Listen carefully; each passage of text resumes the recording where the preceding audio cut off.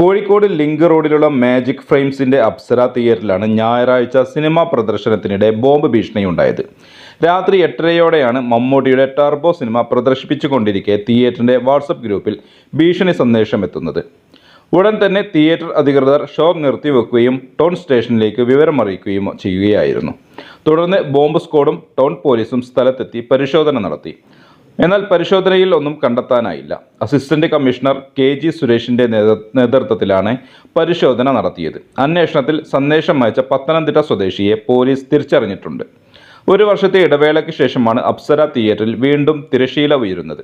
52 വർഷക്കാലം മലബാറിലെ സിനിമാ ആസ്വാദകർക്കിടയിൽ പ്രഥമ സ്ഥാനം ഉണ്ടായിരുന്ന അപ്സര തിയേറ്ററിന് കഴിഞ്ഞ വർഷം മെയ്യിലാണ് പൂട്ടുവീണത്.